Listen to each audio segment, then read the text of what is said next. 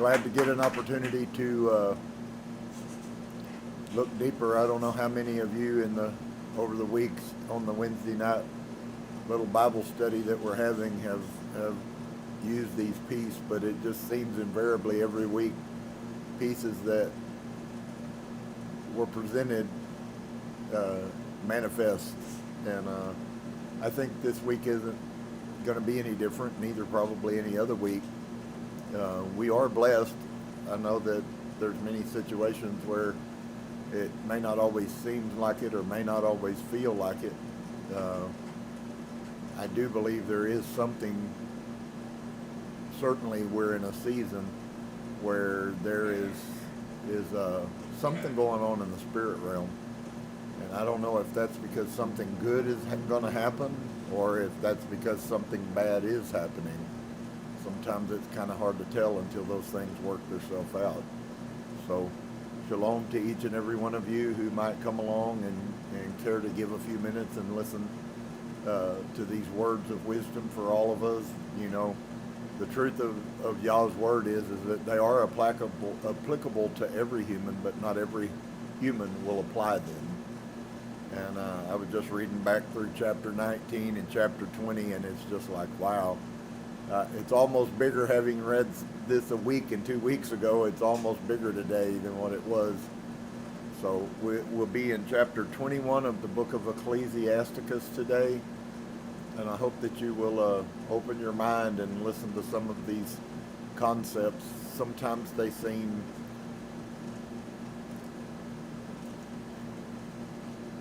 you have to think about them pretty deeply to grab what's really going on and what's being said. And I can only do so much about trying to help people see. So once again, shalom to each and every one of you. I hope you've had a good week, and of course, as always, I hope that you will continue to have a good week. I hope Yah's word is being played in your life, because if it is, then there inevitably has to come change. That doesn't always come fast, but it has to come. So we're going to pray, and Mikey's going to blow the shofar, and then we'll get into chapter 21 of the book of Ecclesiasticus. Father, bless you today. Thank you for your goodness and your loving mercy and your kindness. I just ask you, Father, though, in the midst of every situation that we get an opportunity to make a decision. Unfortunately, many times we make the wrong decision, even having the opportunity to make a right decision. And so I bless you and I thank you. Your words are eternal. The ones that hear them and understand them and attempt to put them into their life will be blessed by them. And the other, we already know what you've said about those. So I thank you today for your goodness. I ask you to be with us tonight. Amen. Mr. Mike?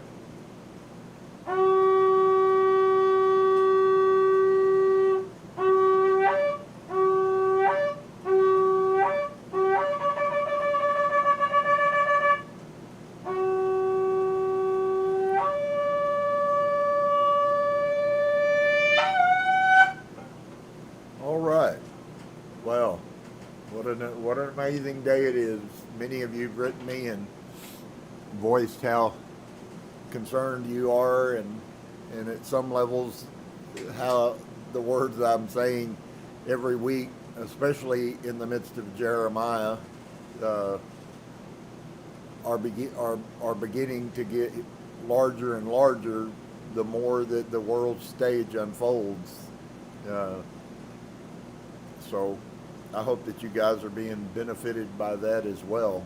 I believe that we have had many things presented to us wrong, and that our perspective and perception of Yehovah may not necessarily be what it actually should be.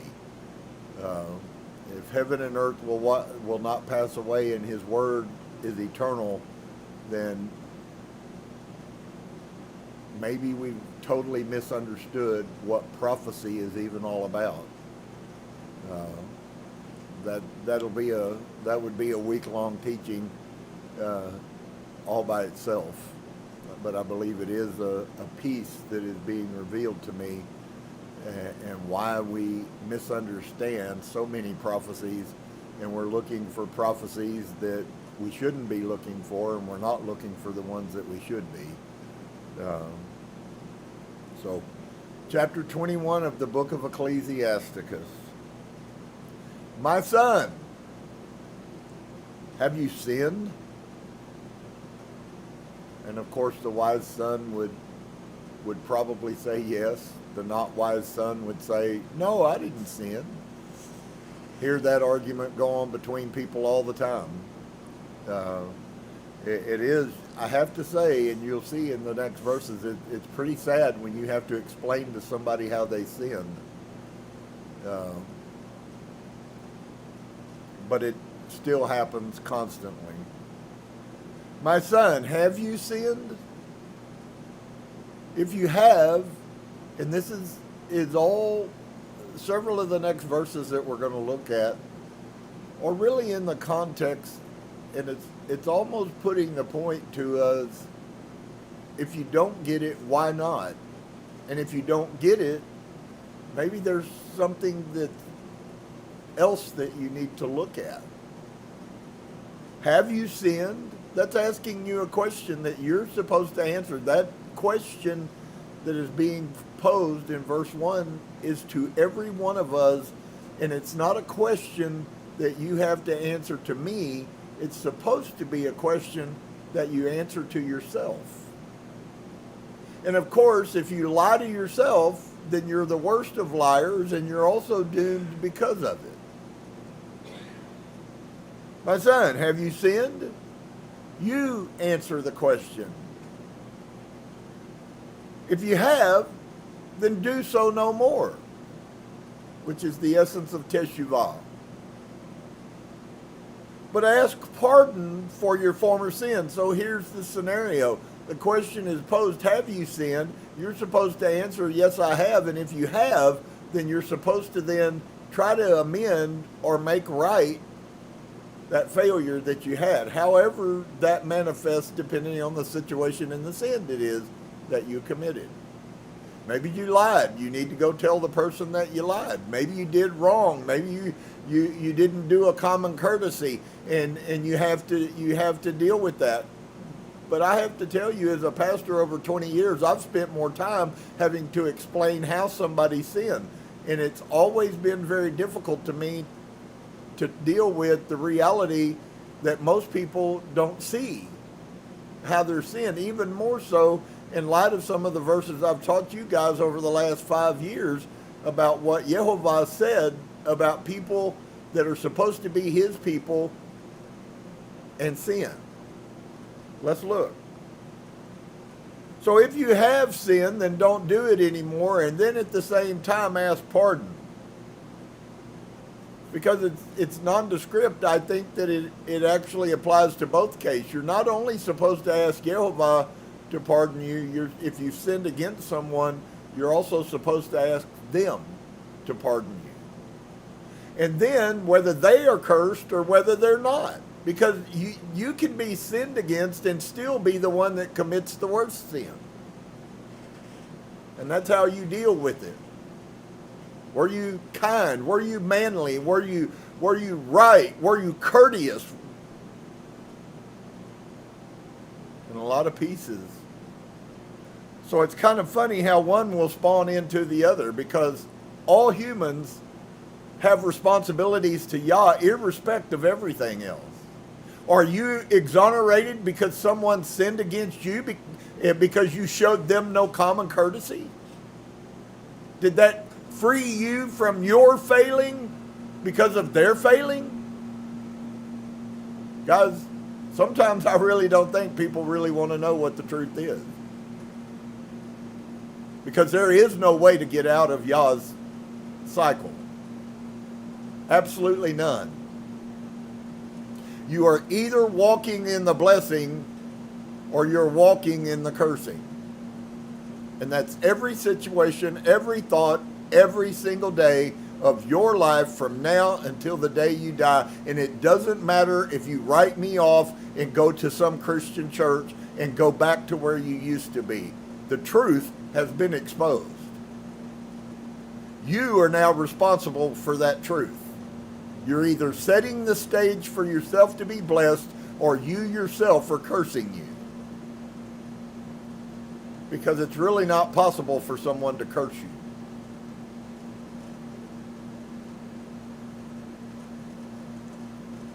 Flee from sin as from the face of a serpent.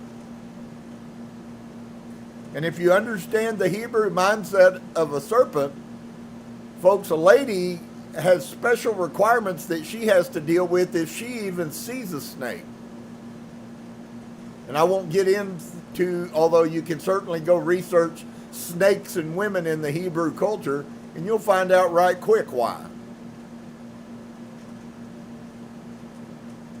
So when this says, flee from sin as the face of a serpent, that's really, there's a lot more in that statement than most Americans are capable of dealing with. It really doesn't have, and a lot of times it doesn't seem to have the impact because we don't understand the relationship to the serpent and a human. Flee from sin as from the face of a serpent. For if you come too near to sin, did you notice that the statement doesn't say if you do sin? It says if you just come by virtue too close to it, that sin will attack you.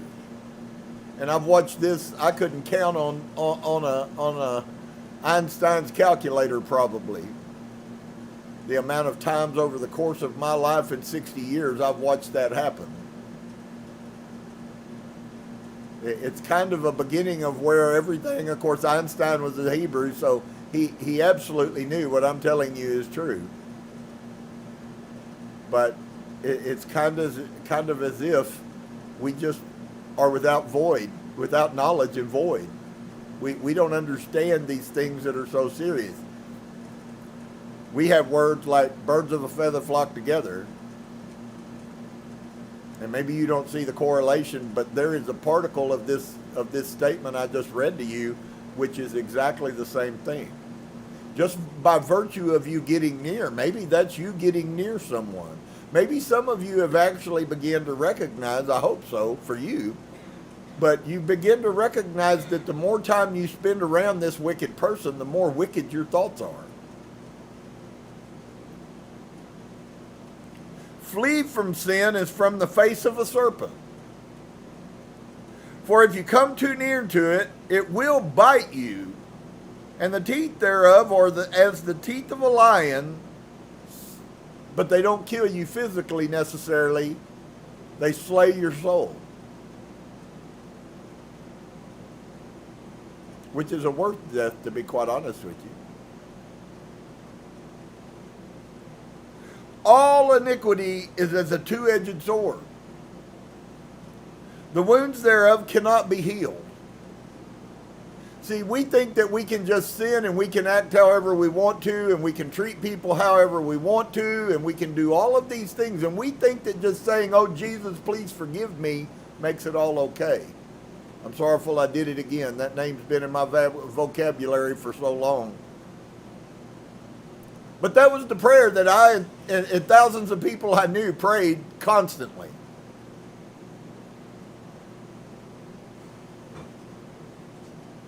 All iniquity is as a two-edged sword. Not some.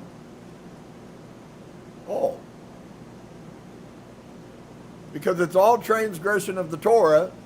Sin is transgression of the Torah. Sin is not your smoking a cigarette, drinking beer, or going to a dance. Unfortunately, none of those things appear anywhere in the Torah. Unless you have somebody who has bad lungs and you're kind enough to smoke and blow the smoke in their face, and then you've also sinned for that.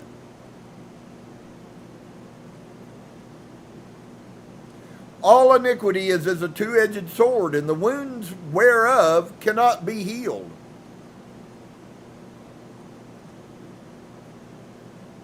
Wow. So sin wounds us, and then we can't find any healing. Can I tell you why? The wound keeps you from taking the medicine. I got woke up again last night, and Yah spoke the same words to me. He reiterated what I shared with some of you maybe 2 weeks ago or last week. I'm not sure which it was.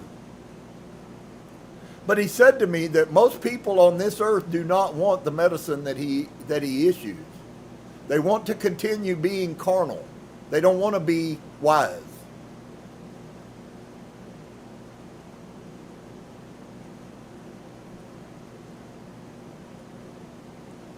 All iniquity is as a two-edged sword, and the wounds whereof iniquity cannot be healed. What does that mean? How huge a statement that is. What do you mean the wounds of your sin cannot be healed?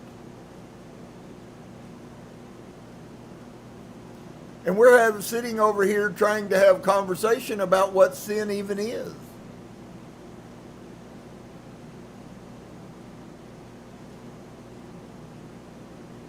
Wow.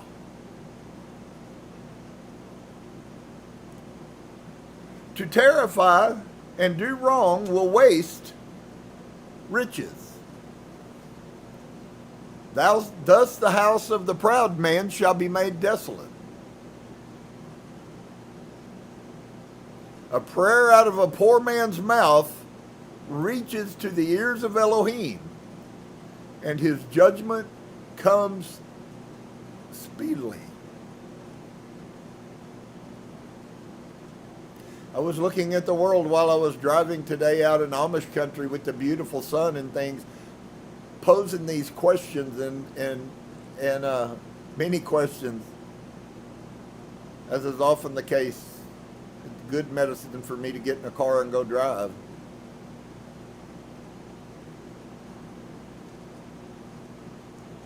A prayer out of a poor man's mouth reaches to the ears of Elohim, and his judgment will come speedily. Wow. So when a poor man is tied to the concept, it has very much to do with pride.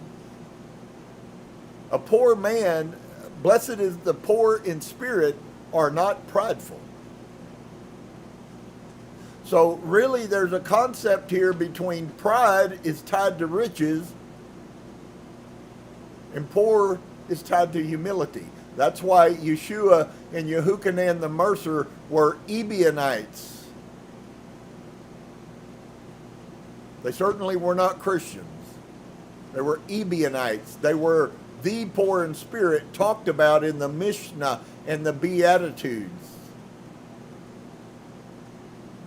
And the Our Father prayer, as most Christians call it. A prayer out of a humble man's mouth reaches to the ears of Elohim, and because he is humble, Yehovah will hear him and act speedily. But a prideful man, Yehovah will turn his back and not even listen to. In fact, not only will he not listen to you, he will push you away. I don't know how many people are even checking themselves on a minute-by-minute basis to find out if all of these sins that they think are done to them, if they're not the one that is prideful in the first place.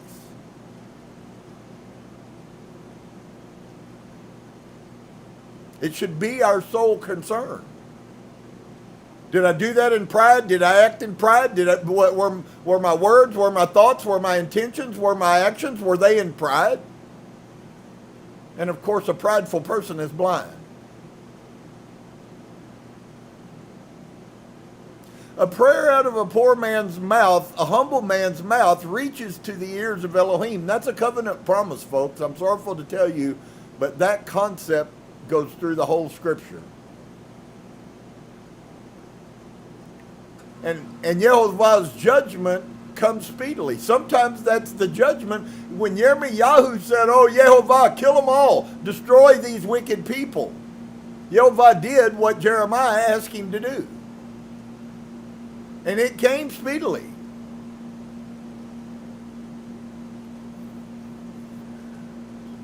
He that hates to be reproved is in the way of sinners. Of course, being in the way is the path. So what he's really telling you in Hebrew speakings is, if you hate to be reproved, you won't accept correction and change your life, you are a sinner already. You're walking in the way, which is also the way of the serpent. We could go on to a lot of Hebrew metaphoric pictures that are painted in that one little statement right there. He that hates to be reproved. What does it mean, hates to be reproved? Well, the Hebrew concept of hate is to put something away from you. And that means you put away from you people correcting you and you accepting it in the manner in which you should be.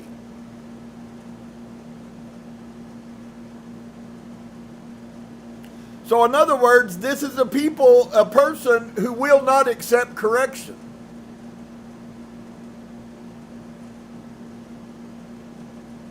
Is walking in the way, in the path of sinners. But he that fears Yehovah will repent from his heart. Not only will he repent from his heart, he will do it speedily. In fact, he will crave doing that. Pride says, I didn't do anything wrong. I ain't taking the blame for nothing. My gosh, I've heard that argument so many times it ain't funny. And half the people who thought they were right were just as prideful as could be.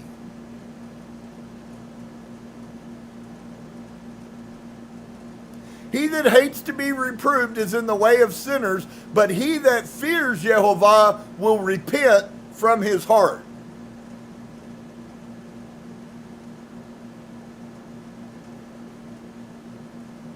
An eloquent man is known far and near, but a man of understanding knows when he slips.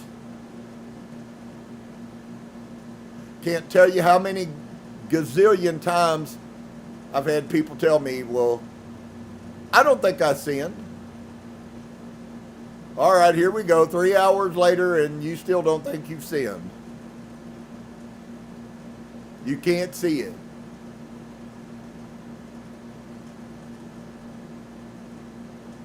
But a man of understanding knows when he slipped. That's like we've learned in another place, isn't it?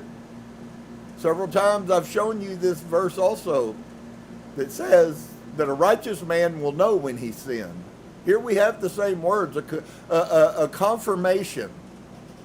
It's as if the knowledge and the wisdom and the understanding of Yehovah brings to your mind, you remember what the scriptures, because everything that we do is supposed to be judged through the Torah. This is not Christianity.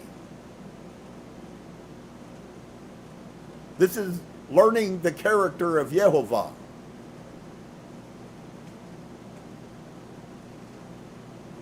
He that builds his house with other men's money is like one that gathers himself stones for the tomb of his own burial. Which isn't any different, just a different way to say the same thing about a sinner kills his own soul. You're just putting every time you steal, you put another stone on your grave. Every time you lie, you put another stone on your grave. Every time you cheat, you put another stone on your grave. How many stones do you need before you die?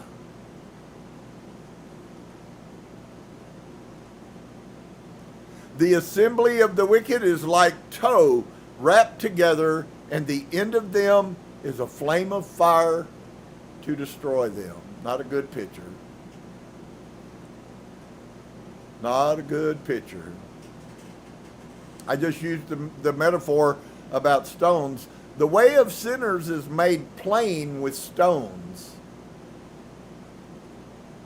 But at the end thereof At the end of the way that is made plain by stones is another concept of saying a great highway, a broad highway. It's the same exact principle. The path that leads to death is very seeable. The path that leads to Yah apparently only becomes revealed to those who Yah chooses to reveal it to. And he chooses to reveal it to the people who are looking for it. That's how that works. It's not as if Yah's sitting up here and saying, well, I'm going to kill 3/4 of the world. What Yah says is only 1/4 of the world wants to know me, and anyone who doesn't want to know me, I'm going to kill. It wasn't his actions, it was your actions that did that to you. And since we're so confused, if it's not American wokeism, then it's Christianity, I don't know what you call it. Lies, basically.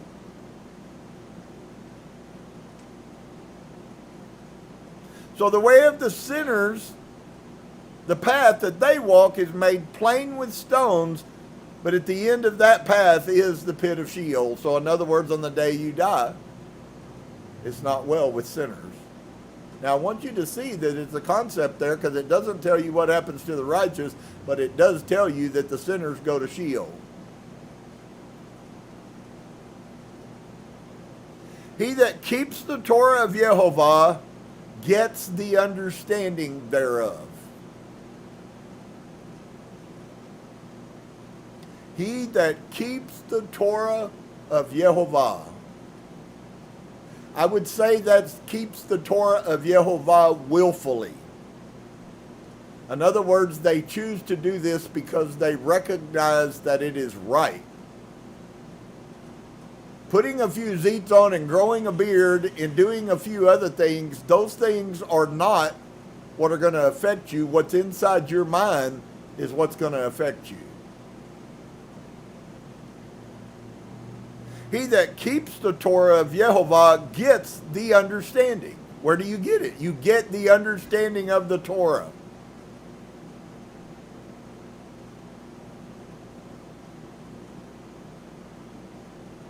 And the perfection of the fear of Yehovah is wisdom. Wouldn't it be wonderful if we all had a great revelation that the true understanding of the fear of Yehovah is we're so scared to what he would do to us if we break his commandments that we just choose never to break his commandments. I know there's been lots of explanations as to what the fear of Yehovah is, but the fear of Yehovah, quite simply, in our minds, should be functioning as it is a deterrent from me doing what displeases Yehovah because of the price that I'm going to pay if I do. That's the most simplistic definition that I've been able to come together with. You want to know what the fear of Yah is? When you get to the next opportunity you get to sin, you do right instead of doing wrong. Why? Because you don't want to pay the price for the wrong that you're doing.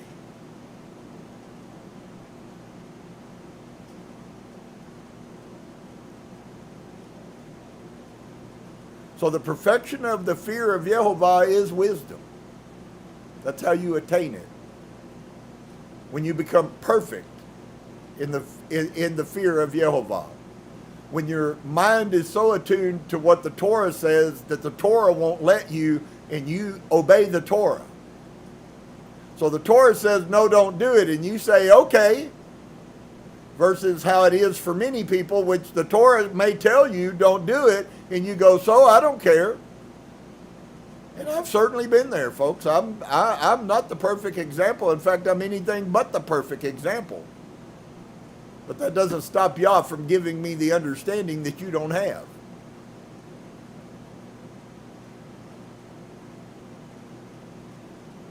He that is not wise will not be taught. Well, that's most of the people I know. You're not going to teach me anything. Don't you know all them pagans out there that run around dressing like whores and acting like, don't you know all them people are smarter than you are, Pastor? Well, of course they are.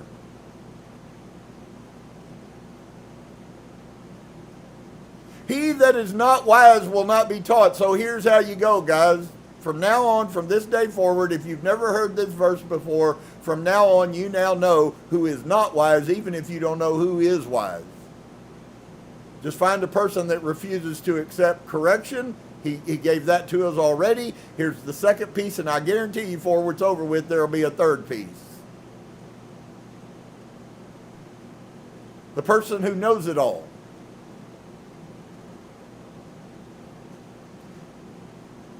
He that is not wise will not be taught, but there is a wisdom which multiplies bitterness. The wisdom of man will multiply bitterness. That's why we have the wisdom of man that tells us that you're a bad person if you correct your children, but the scriptures tell us that you should beat your child with a rod so that they have respect and honor. And we have a society with no respect and honor unless you go to a disciplined culture like the Amish where they correct their children. And they have discipline and they have order. You have a bunch of rebellious pagan children and you want to know why? Because you didn't discipline them. Let them run loose. Let them dress like the world. Let them act like the world. Let them talk like the world, and you'll reap the reward of the world. And they will too. It's better for them to hate you and leave and you to do right than it is for you to do wrong so that they can sin and both of you die in hell.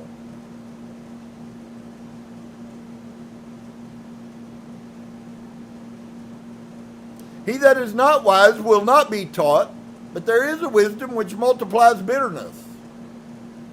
I have many people in my family who live in that bitterness right now. They got it all going on and their life is constantly in turmoil. And that's not talking about fighting the battle between right and wrong. That's a different animal.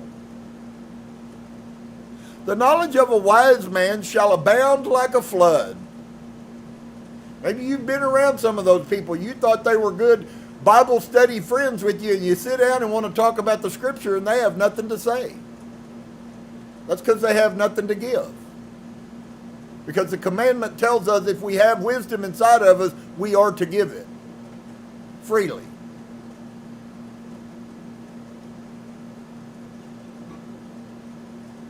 The knowledge of a wise man shall abound like a flood, and his counsel is like a pure fountain of life. Don't do that, do this.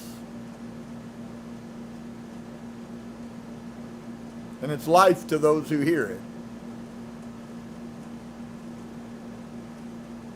The inner parts of a fool are like a broken vessel, and he will hold no knowledge as long as he lives. Brings up a thought out of the New Testament. Ever learning, but never able to come to the knowledge of the Torah. They said truth, but the Torah is truth. So the inner parts of a fool, an unbeliever, Hebraically, the inner parts of an unbeliever are like a broken vessel, and they will never hold knowledge as long as he lives. That's a profound statement, folks.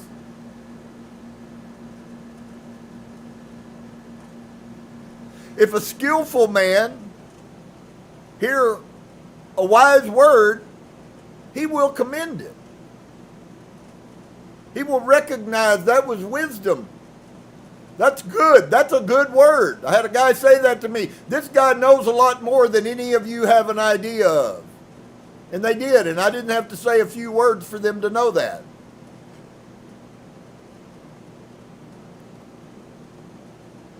If a skillful man, and the concept could be in skillful in other things, but it's really not that in context. In context, a skillful man in the word.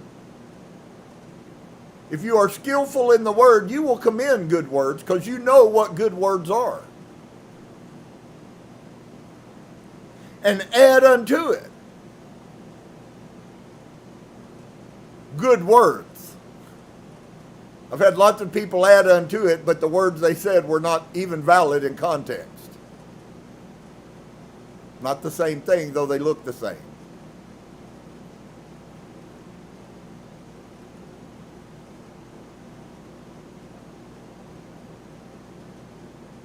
But as soon as one of no understanding hears it, it displeases him. So wisdom, let's get a picture. A fool, an unbeliever, will never be able to retain Yah's word, even if you preach to them, even if you sit with them, even if you spend hours, even if you sit in your church office and counsel them till 2 o'clock in the morning. What you sowed into them will never stay there. I've watched this so many times I can't even imagine. Not even imagine. It was gone before the morning came. It's like the person who said 5 minutes after service was over, "What was that guy talking about?"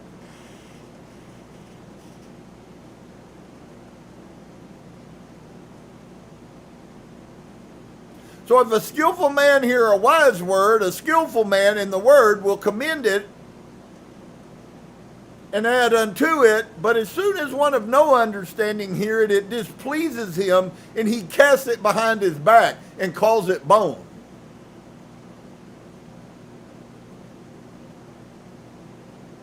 Yeah, that old Rob over there, man, you just take the meat, a little bit of meat he gives you, and you throw the bones in the trash. Well, folks, I'm sorrowful. This is boneless meat.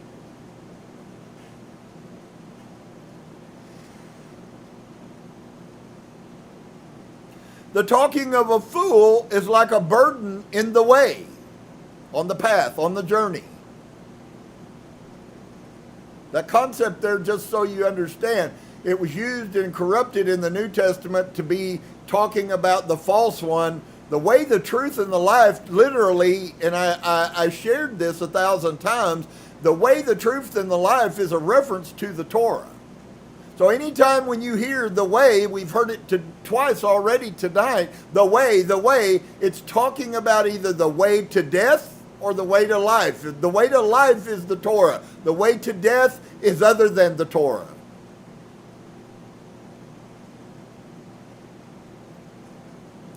So the talking of the fool is like a burden in the way. In other words, their words don't help you. You don't do better because of them when you're already struggling, trying to do better, and you talk to a fool. Well, all that they do is confirm that you can sin and it's okay. They didn't make things better. They just destroyed you. 90% of the people that go to hell are going to be drugged to hell by unbelievers because they listen to them.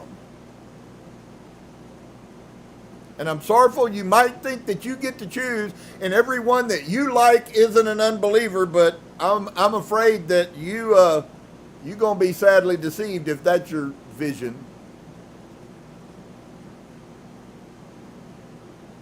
The talking of a fool or an unbeliever is a burden in the way, but grace shall be found in the lips of the wise. So here's a question I'd like to have you. We are in an Old Testament document. I would like to ask you, why is it that grace just started when in the New Testament? This is actually an amazing comment against the New Testament. Grace isn't a new thing, folks. Grace is nothing more than Yehovah empowering you to do something you by yourself cannot do. That is the concept of grace.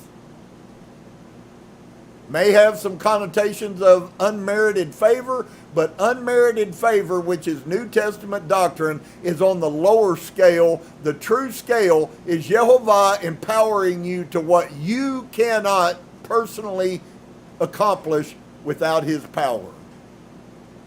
Listen to that verse now. If a skillful man the talking of a fool is like a burden in the way. But grace or power, empowerment for you to be successful at the only thing that Yah cares about, which is keeping his word, that is not in Christianity. But that's what that means. You can't do it because you don't have Yah's grace.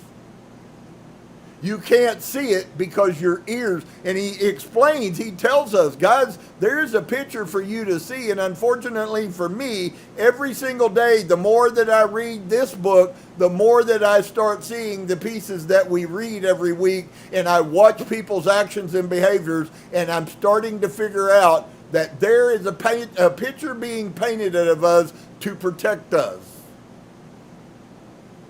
Wisdom protects you. Without it, I guarantee you, you will be destroyed. And you can't get it from anyone but Yah, and Yah doesn't give it to anyone who isn't keeping his Torah. That's why they wanted to tell you there was another one that would accept you without keeping his Torah. That's the biggest, the most bountiful part of that whole lie of the New Testament, that you can get what Yah wouldn't give to those people. You can now get it without doing anything. It's called a lazy man's salvation, and it is a lie from the pit of hell.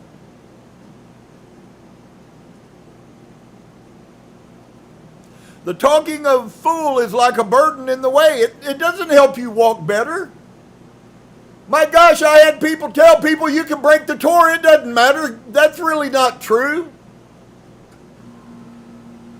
Why don't you just dress like the rest of the world and think like the rest of the world? You'll be okay. I don't know what's going to happen when we die. Nobody does, but when we die, you'll be all right. And you just buy that stuff hook, line, and sinker. Wow. So what if transsexualism and your association with that, what if that is a dead giveaway straight to the pit?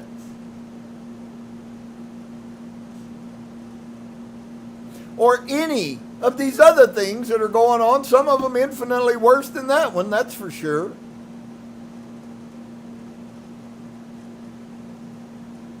Those are just seem to be new societal norms in the woke, broke world in which we live in.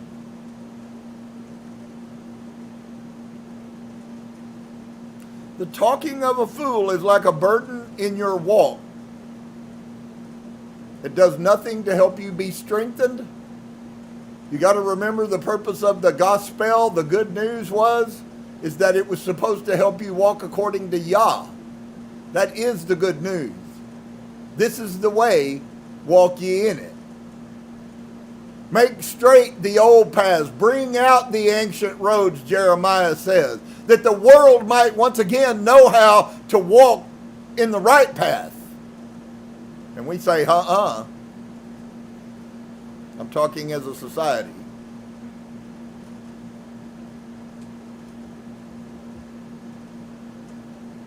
But grace, empowering to help people keep the way, it only comes from the wise.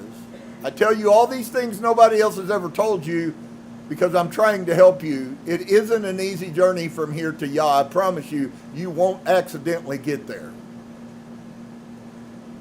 It will be very intentional. That's why Yah knows whether you're real or not.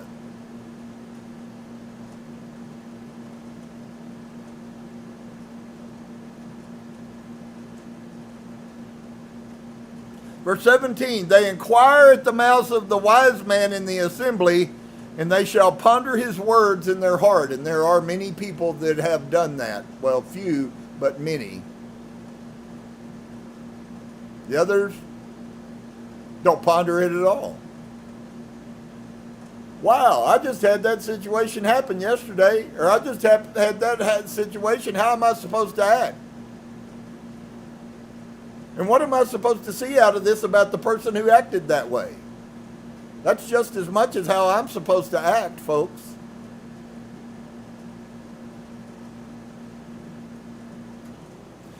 They inquire at the mouth of the wise men in the assembly, and they shall ponder his words in their heart. As is a house that is destroyed, so is wisdom to a fool. So me giving this message to a person who doesn't believe is a waste of time. I told somebody a few months ago, Yehovah began to give me revelation that quit wasting my time and do not speak to people anymore in public. It's a waste of time. I do it this way because then whoever wants to come and leave comes and leave. And I'll do this for the rest of my life for one person who might hear the truth and listen. But I don't do no more confrontations on the street about what the truth is and what the Torah is and what your lie that you believe is. And neither were we commanded to do so. In fact, to be quite honest with you, Yeshua, Yehukanan, Peter, Kepha, Yaakov, James, all of those people would not talk to people who weren't initiated. If you didn't have a certain knowledge, they wouldn't even waste their time to tell you the truth. That's why so few people know what the truth is. And it is becoming very clear. Why would I waste my time on somebody who doesn't care?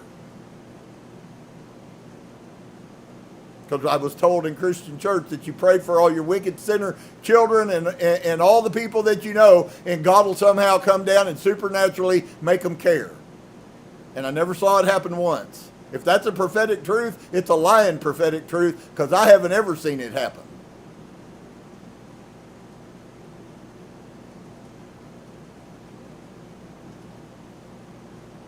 As is a house that is destroyed, so is wisdom to a fool.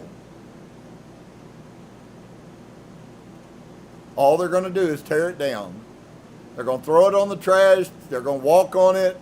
They'll throw it in the furnace during the winter to try to keep themselves warm. But it has no value to them. Just ask somebody a few questions that make them have to explain to you how they value Yah's word, and you'll find out whether they're a fool or not. Takes about 5 minutes, actually.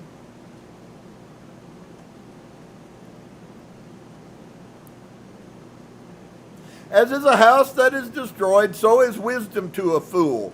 And the knowledge of the unwise is as talk without any sense. So talking to wise people is a waste. Unwise people is a waste of time. They're not going to understand what you're saying anyway. Now, there are people who are real, who don't understand, but they will find out. That's how you know. 3-hour conversations about scriptures are really easy for me. I can stretch out there to 4-hour conversations from time to time with a few friends. They never get tired of the word.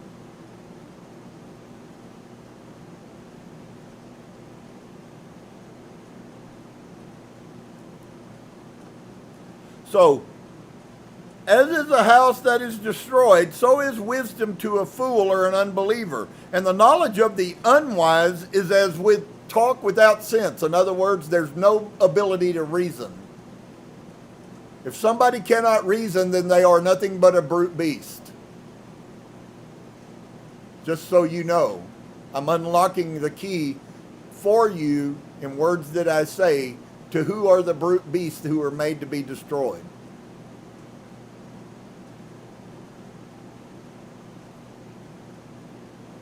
Doctrine unto fools is as fetters on the feet. And I've been around lots of fools in my life, folks.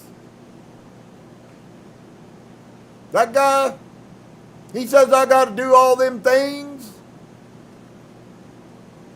No, I didn't actually.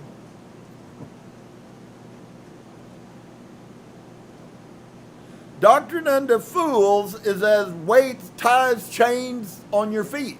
It chains you down to a fool. That's how they view it. You know what another term for saying that could be? Keeping the Torah is legalism. Only a fool will open your mouth and say that.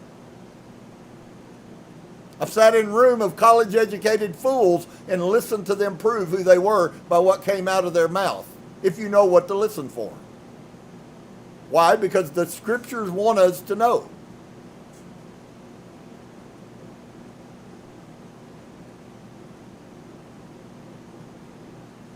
Doctrine unto fools is as fetters on the feet and like manacles on the right hand, or a handcuff.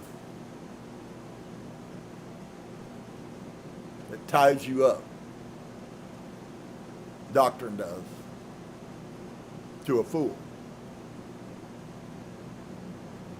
A fool lifts up his voice with laughter, but a wise man scarcely smiles a little. I've been condemned my whole life for being too serious. I listen to people that the only thing they can talk about is a joke. Spend all their money to go see comedians. Yah says none of those people are wise. They might state some obvious truths.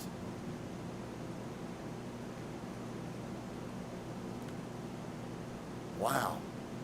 Thank you, Father, for that.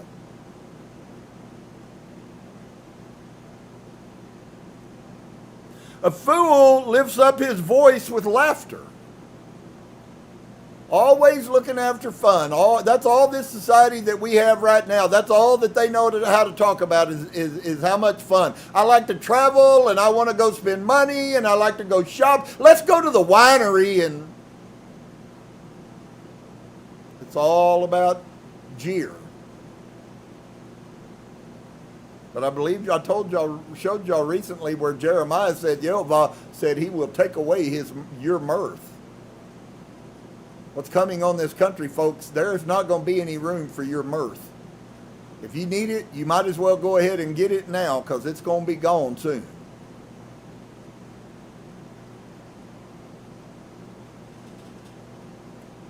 Learning is unto a wise man as an ornament of gold. Learning is unto a wise man as an ornament of gold. I guarantee you those people will give heed when I begin to talk, and they will pick up the gold nuggets that I've covered the floor with just tonight. Others will not even know. They will walk on it as if it was trash. Learning is unto a wise man as an ornament of gold, and like a bracelet upon his right hand. Notice the play of the two. What a fool is, and what Yah's word is to their right hand, and then what a wise man, what the word is, and what that fetter that's on the fool's right hand is a gold ring, a gold bracelet to those who are wise. You see the two perspectives? So then ask yourself, which one are you?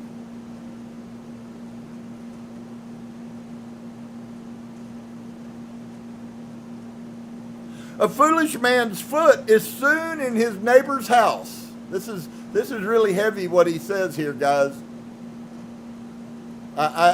When I was studying earlier, I see these things, and I've seen these things my whole life and never understood it. A foolish man's foot is soon in his neighbor's house. But a man of experience is ashamed of that person.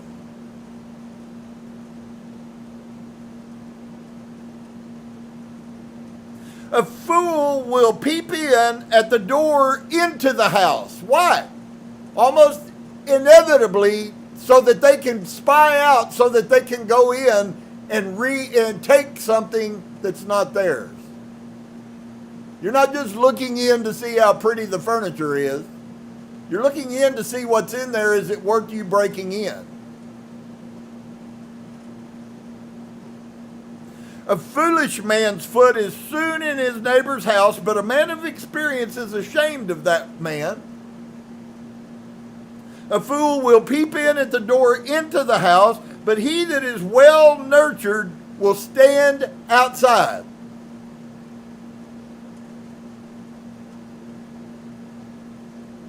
It is the rudeness of a man to hearken at the door, but a wise man will be grieved with that disgrace.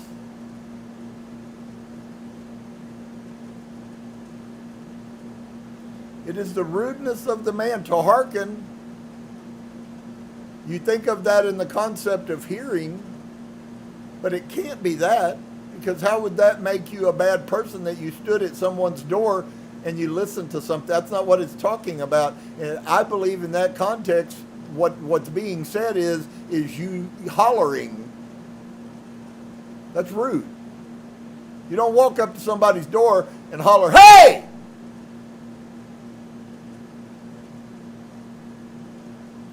And that kind of behavior affects a wise man.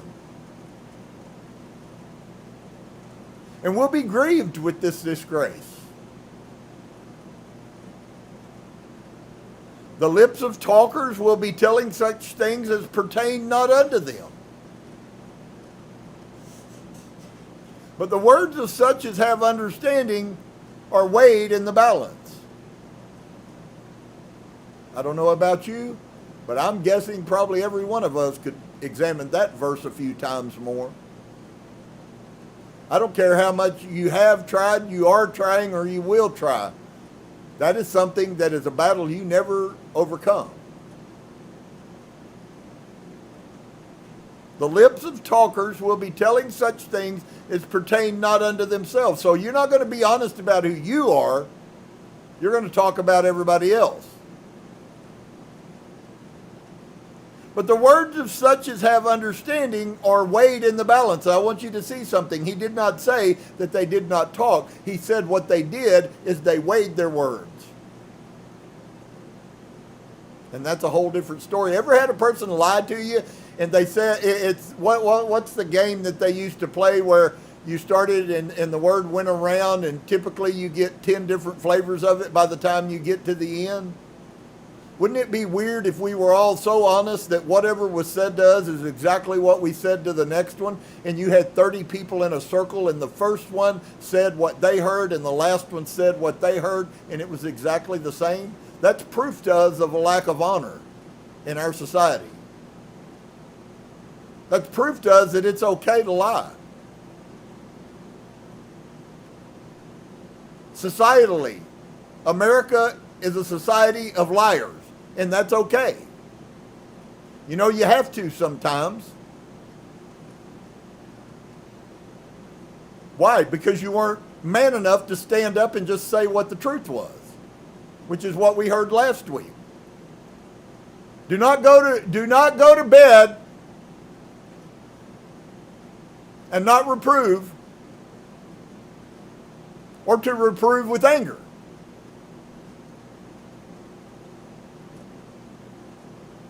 So the lip of the talkers will be telling such things as pertain not unto them, but the words of such as have understanding are weighed in the balance. They're still talking, but how they talk and what they talk about is different. That's the key. The heart of fools is in their mouth, but the mouth of the wise is in their heart. Are there unrighteousness things that people should talk about? Of course there is. If somebody acted unrighteously, you should have conversation about that. It's the same reason that the Amish exorcise people out of their congregation, because your mouth has been found to be untrustworthy. Typically, that's where it starts. The heart of fools is in their mouth, but the mouth of the wise is in their heart.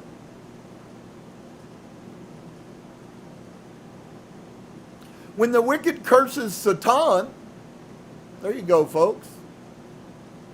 A not unrenewed covenant concept of Satan. Well, what does Satan mean? Hebrew, Satan means your adversary. Doesn't mean a devil, doesn't mean an evil spirit. It means your adversary, whoever your adversary is. I've worked with lots of Satans.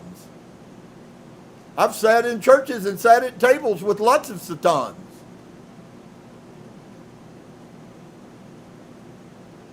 Whoever is against me, that can be your own family members.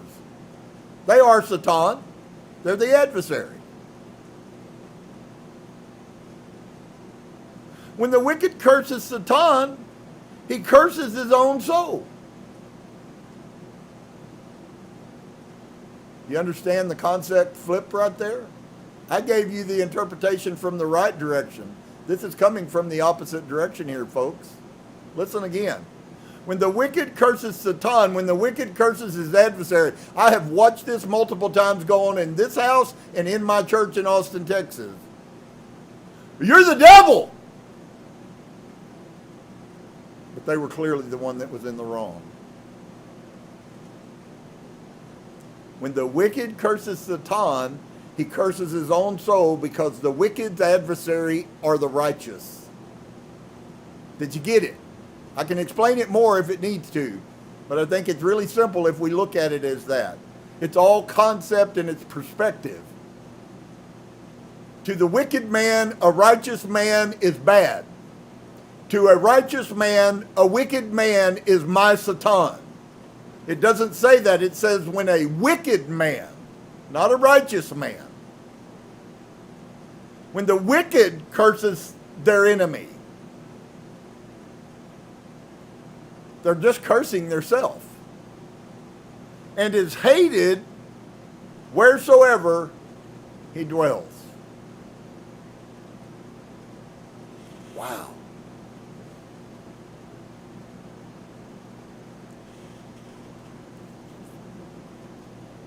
So there's much wisdom which is kind of foreign to us. We're not taught much wisdom in America. Well, I'll tell you what, it'd be amazing if we had some people in colleges somewhere, instead of teaching the Confucius story, if they were actually teaching biblical wisdom. Of course, nobody had come to the class because most people don't want to hear the wisdom. And you just read that. I just shared that with you. The fools can't hear wisdom. They don't understand it. It doesn't make sense. I want what I want, and I don't care what you want.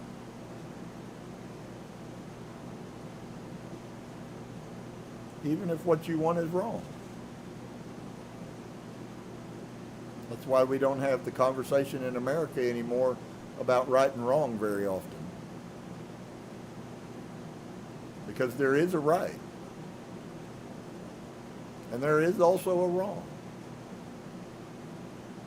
I've had many people tell me, oh, well, you know, let's don't talk about who's to blame. How on earth can you resolve any issue if you never find out who's to blame? That's what they do in these silly courts where they let people loose 40 times. I never forget a video I watched on TV of a guy out in Los Angeles.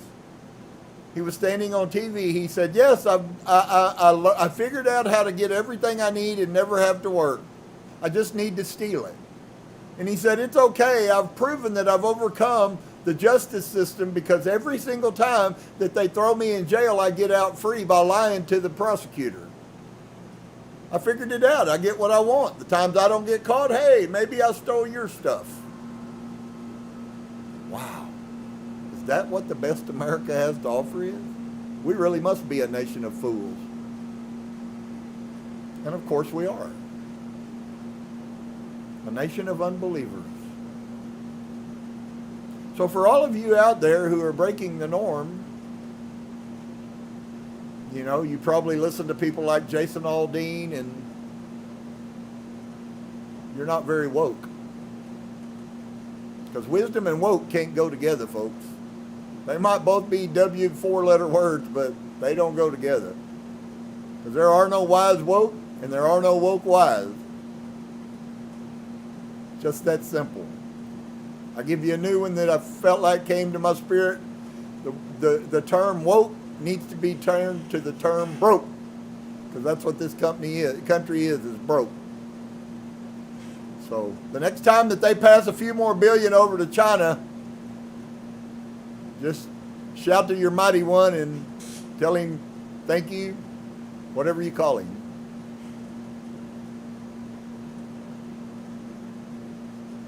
I know I got somebody shaking their head at me. It's all right. Y'all's good. And his mercy endures forever. I do know one thing that I can tell you.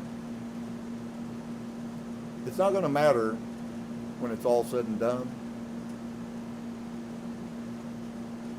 It ain't going to matter.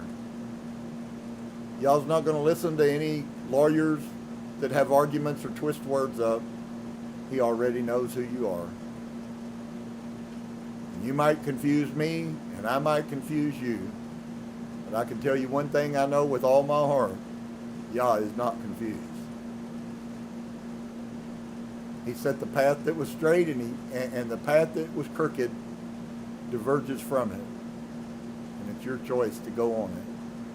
I would recommend that you don't go on it. Shalom to each and every one of you. I hope you'll take some of these words and take them to heart.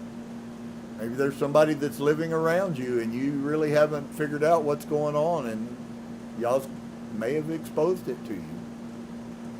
If so, he's trying to protect you.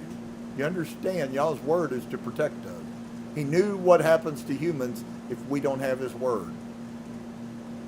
I'm so sad, and I was thinking about that today, one of my things when I was driving, that Yah did so much to give us his word to protect us, and all we want to do is walk into the destruction. Wow, that's pretty crazy. So, I hope you guys have a wonderful rest of your week. I hope you're growing spiritually. I hope you're walking spiritually. If you are, continue on. And if you're not, maybe you should start. Shalom. Let's pray. Father, bless you today. Thank you for these wonderful, amazing words. The truths in here are just overwhelming. And I bless you and I ask you that you help us, those that have a heart, to just continue on. It's a long, hard road, but it's well worth it when we get there. I bless you. I thank you for loving us and bringing these things and showing us. I ask you to forgive us our failings, even as you've told us to do. Not only should we stop doing them, which is before asking for pardon. So asking for pardon doesn't do the deal. We must first stop doing sin. I'm sorrowful I've failed you. I will do better. I bless you and I thank you today. Amen. Mr. Mike?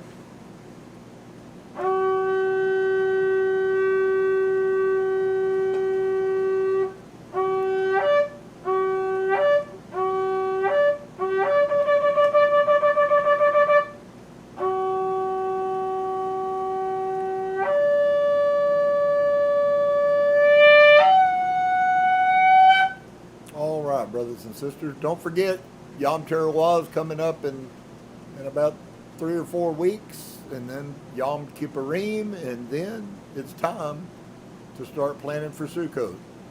I certainly would like to open the door. Any of you that want to come up here and spend a week in a tent out in the middle of the woods with us at Sukkot is certainly welcome.